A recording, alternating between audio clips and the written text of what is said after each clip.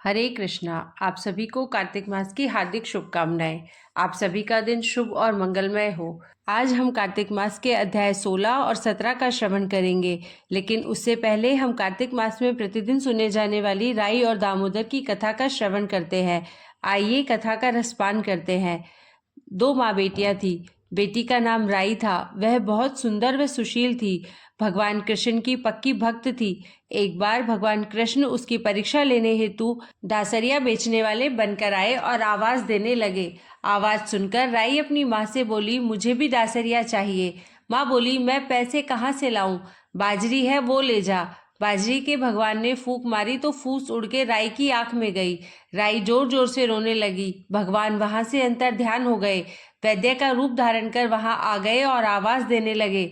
राई की माँ बाहर आई और बोली, वैद्य जी, मेरी बेटी की आंख में फूस गिर गया है, उसे निकाल दो।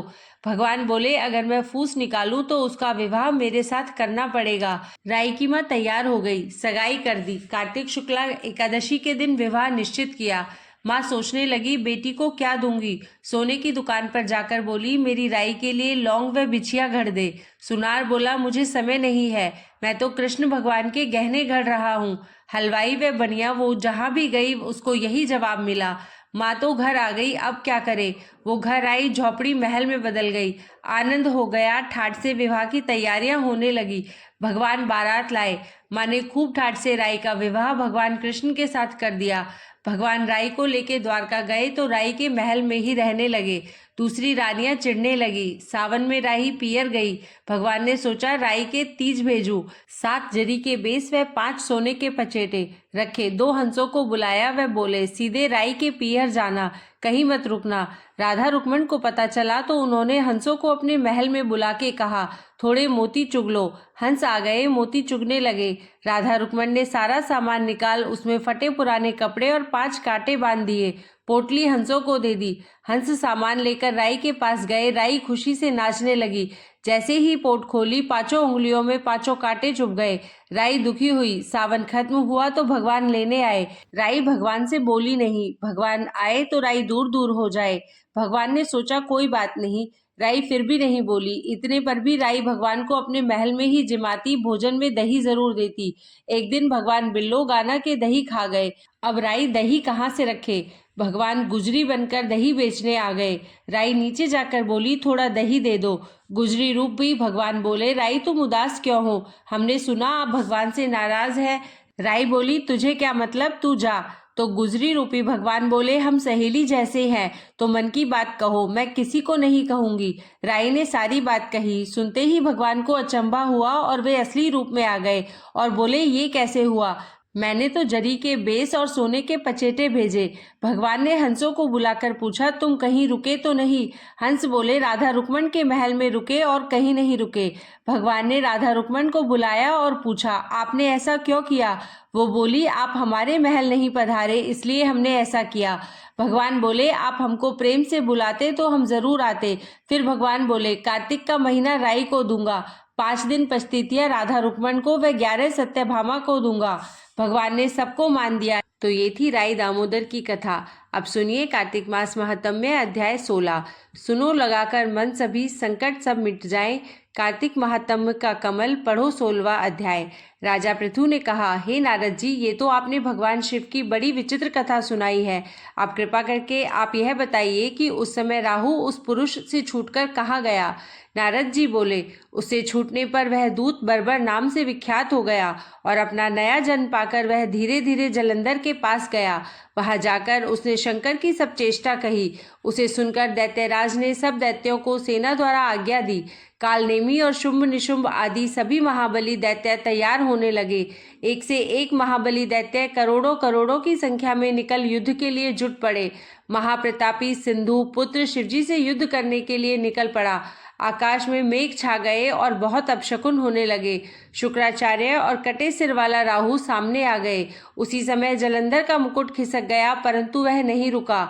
उधर इंद्रादिक सब देवताओं ने कैलाश पर शिवजी के पास पहुंचकर सब वृतांत सुनाया और यह भी कहा कि आपने जलंधर से युद्ध करने के लिए भगवान विष्णु को भेजा था। वह उसके वशवर्ती हो गए हैं और विष्णु जी लक्ष्मी सहित जलंधर के अधीन हो उनके घर में निवास करते हैं। अब देवताओं को भी वहीं रहना पड़ता है।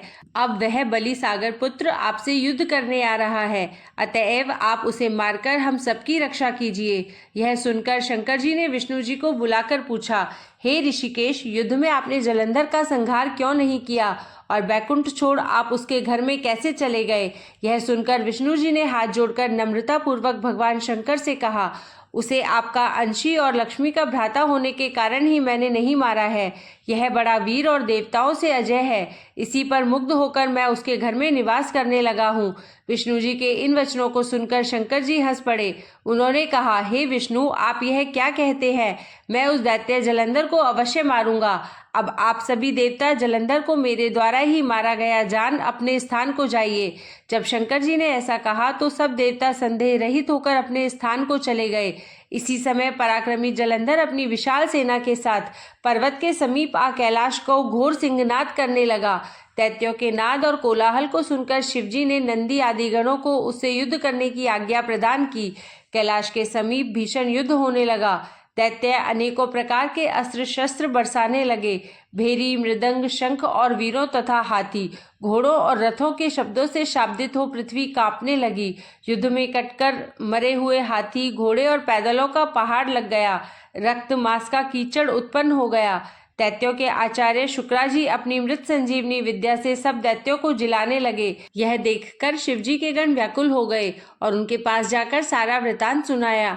उसे सुनकर भगवान रुद्र के क्रोध की सीमा न रही। फिर तो उस समय उनके मुख से एक बड़ी भयंकर कृत्या उत्पन्न हुई, जिसकी दोनों जंघाएं ताल वृक्ष के समान थी। वह युद्ध भूमि में जा सब असुरों का चर्वण करने लगी और फिर वह शुक्राचार्य के समीप पहुंची और शीघ्र ही अपनी योनि में गुप्त कर लिया। फिर स्वयं भी अंतर्ध्यान हो गई। शुक्राचार्य के गुप्त हो जाने से दैत्यों का मुख मलिन पड़ गया और वे युद्ध भूमि को छोड़ भागे। इस पर शुंभ, निशुंभ और कालनेमी आदि सेनापतियों ने अपने भागते हुए वीरों को रोका। शिवजी के नंदी आदि गणों ने भी, जिसमें गणेश और स्वामी कार्तिकेय भी थे, दैत्यों से भीषण युद्ध करना आरंभ कर दिया। कार्तिक मास का अध्याय 16 यहीं पर समाप्त होता है।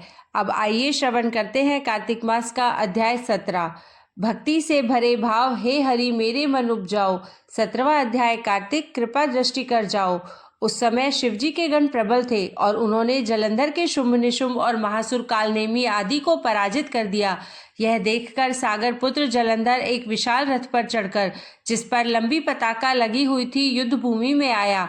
इधर जय और शील नामक शंकर जी के गण भी युद्ध में तत्पर होकर गरजने लगे। इस प्रकार दोनों सेनाओं के हाथी, घोड़े, शंख, भेरी और दोनों ओर के सिंहनाद से धरती त्रस्त हो गई। जलंधर ने कुहरे के समान असंख्य बाणों को फेंककर पृथ्वी से आकाश तक व्याप्त कर दिया और नंदी को 5, गणेश को 5, वीरभद्र को एक साथ ही 20 बाण मारकर उनके शरीर को छेद दिया और मेघ के समान गर्जना करने लगा। यह देख कार्तिकेय ने भी दैत्य जलंधर को अपनी शक्ति उठाकर मारी और घोर गर्जन किया, जिसके आघात से वह मूर्छित हो पृथ्वी पर गिर पड़ा।